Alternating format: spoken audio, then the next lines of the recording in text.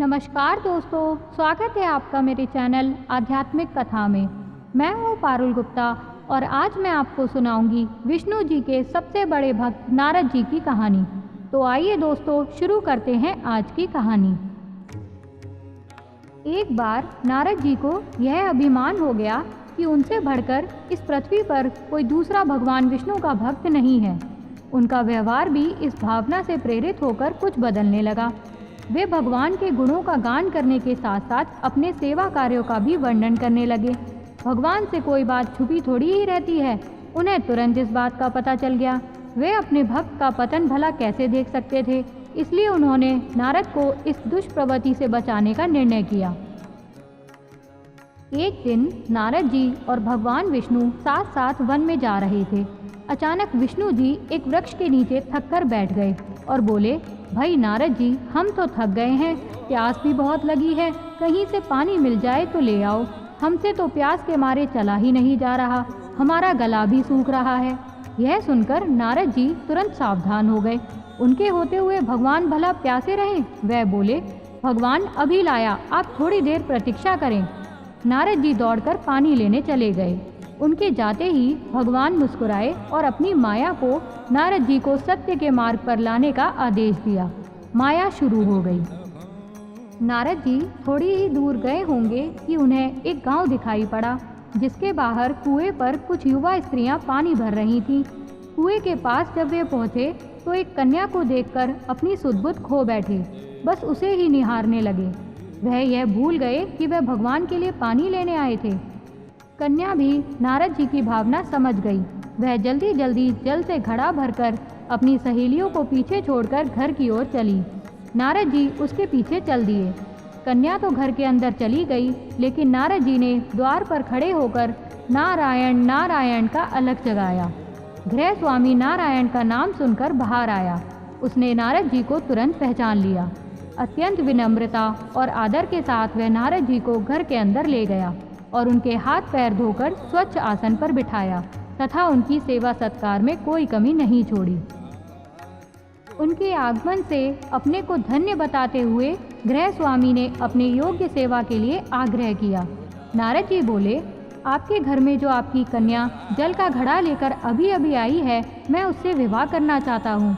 नारद जी की बात सुनकर गृह स्वामी एकदम चकित रह गए, लेकिन उसे प्रसन्नता भी हुई कि मेरी कन्या एक ऐसे महान योगी तथा संत के पास जाएगी। उसने स्वीकृति प्रदान कर दी और नारद जी को अपने ही घर में रख लिया।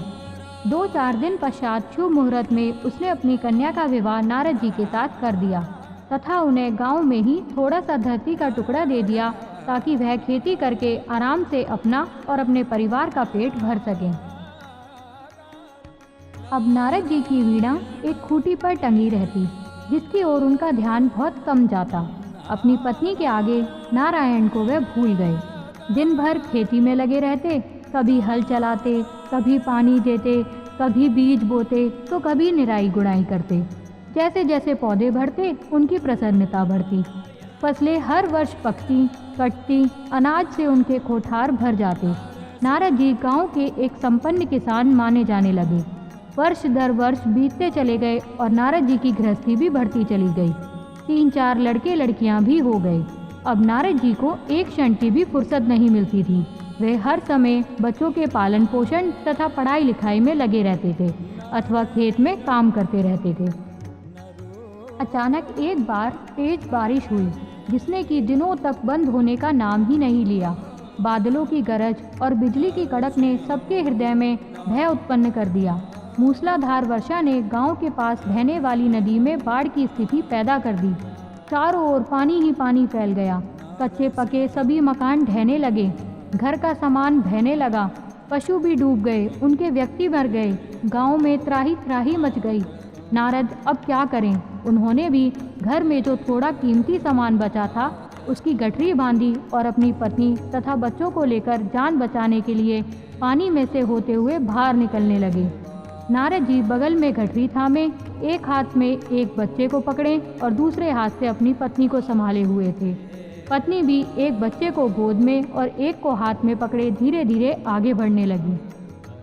पानी का बहाव अत्यंत तेज था तथा यह भी पता नहीं चलता था कि कहाँ गड्ढा है और कहाँ टीला। अचानक नारद जी ने ठोकर खाई और गठरी बगल से निकलकर बह गई। नारद जी गठरी कैसे पकड़ते, दोनों हाथ तो घिरे हुए थे। मन मारकर सोचा फिर कमा लेंगे। कुछ दूर जाने पर पत्नी एक गड्ढे में गिर पड़ी और गोद का बच्चा छूटकर बह गया। पत्नी बहुत रोई, लेकिन क्या हो सकता था। धीरे धीरे और 2 बच्चे भी पानी में बह गए। उन्होंने बहुत कोशिश की बचाने की, लेकिन कुछ ना हो सका। दोनों पति पत्नी बड़े दुखी, रोते कलपते कोई ऊंची जगह ढूंढते रहे। एक जगह आगे चलकर दोनों एक गड्ढे में समा गए। नारद जी तो किसी प्रकार गड्ढे में से निकल आए, मगर उनकी पत्नी का पता कहीं नहीं चला। बहुत देर तक नारद जी उसे इधर उधर दूर दूर तक ढूंढते रहे, लेकिन व्यर्थ था। रोते रोते उनका बुरा हाल हो गया था। हृदय पत्नी और बच्चों की याद कर फटा जा रहा था। उनकी तो सारी गृहस्थी उजड़ गई थी। बेचारे क्या करें, किसे कोसें, अपने भाग्य को या भगवान को। भगवान का ध्यान आते ही नारद जी के मस्तिष्क में प्रकाश फैल गया और पुरानी सारी बातें याद आ गईं। वे किस लिए आए थे और कहाँ आ गए। ओहो, भगवान विष्णु तो उनकी प्रतीक्षा कर रहे होंगे।